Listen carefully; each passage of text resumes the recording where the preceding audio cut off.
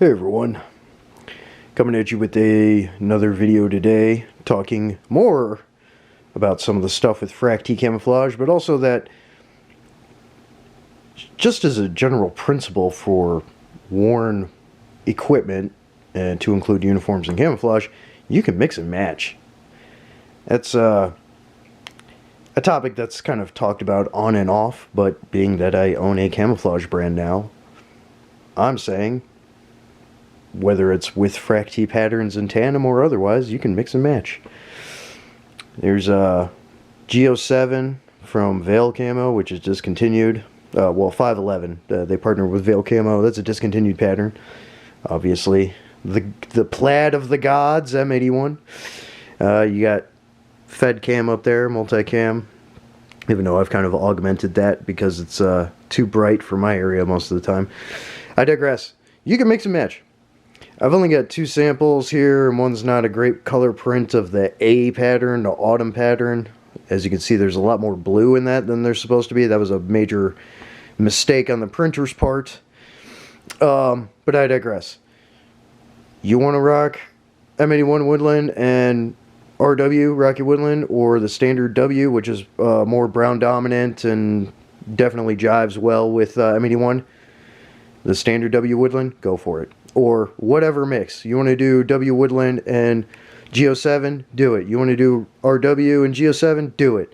You know, whatever. Obviously, there's some differentiations in pattern, but it all helps break up profile when you mix and match patterns, certain color tops and different color bottoms, different pattern bottoms, you know. And it's the same with multicam too, FedCam. Standard W Woodland pattern for FRAC-T patterns does complement OCP and multicam pretty well, and vice versa. But there's a number of the different patterns. Again, I have 10 patterns in my line of camouflages. These are only 2 examples because this is the only test print materials that I have right now.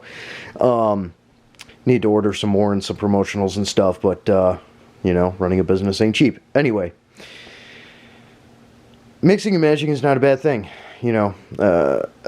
And I have a diagram on my company on the brand website. I also have it posted on the Instagram page and things like that, showing kind of the regional applications, the primary regional applications for the variety of different patterns, but also they have a lot of crossover.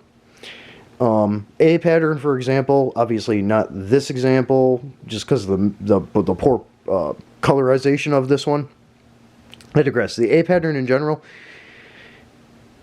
it's meant for your autumnal season, but that also means any areas where the leaf litter and the low ground in the woods is similar to the autumn season because of all the leaf litter and things like that. It's going to work great for you, to include a number of different areas.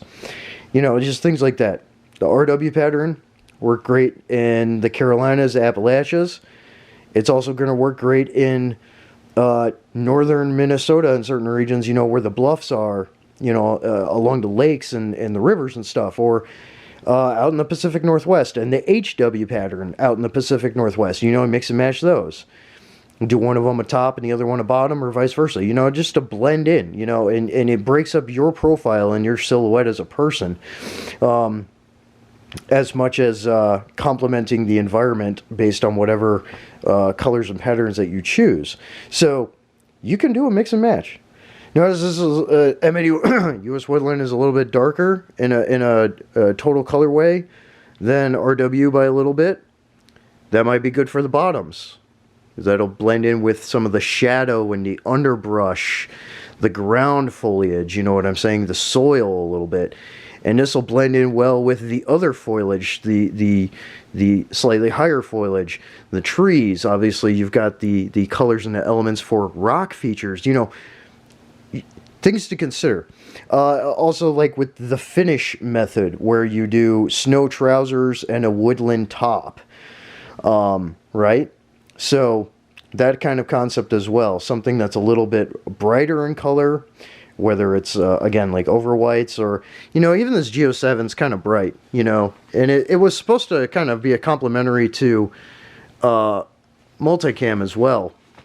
It ended up being kind of bright, and I've got a camo test video on that stuff too. But You know, those would work well for trousers. And then you want to go something a little bit darker, you can go with like RW top or as a poncho, whatever, you know, or whatever it is. There's nothing wrong with mix and matching these two either, or these. You know, sky's the limit.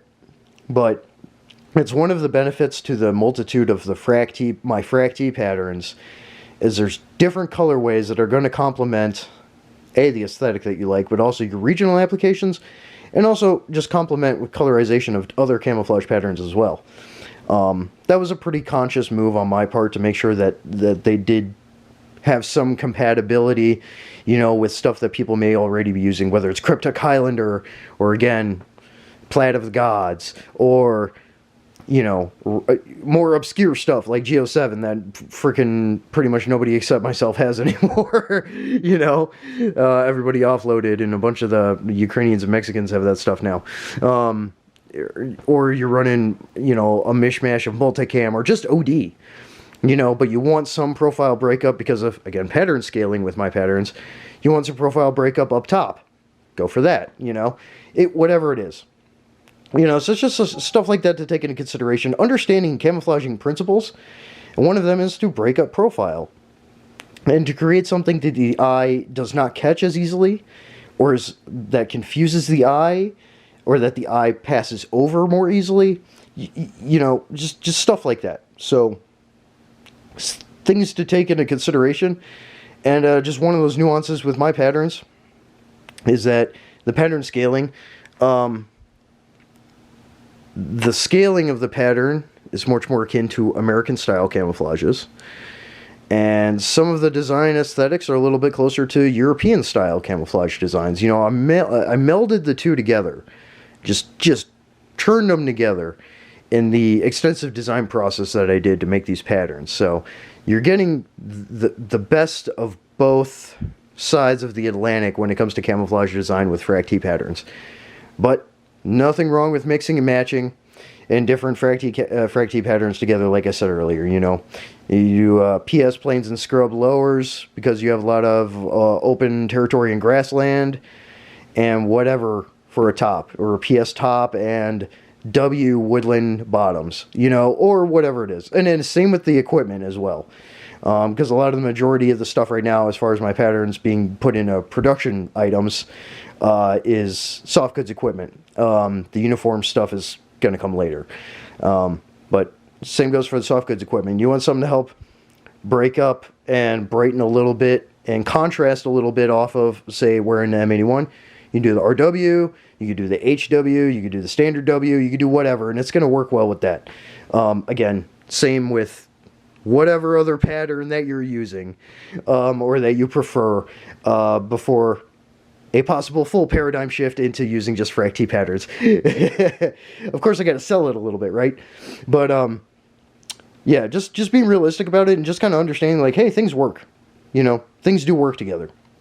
Even if there are different pattern designs, the coloring is something that can be copacetic, or a differentiation of patterns, again, to promote contrast and profile breakup, you know, so it just depends.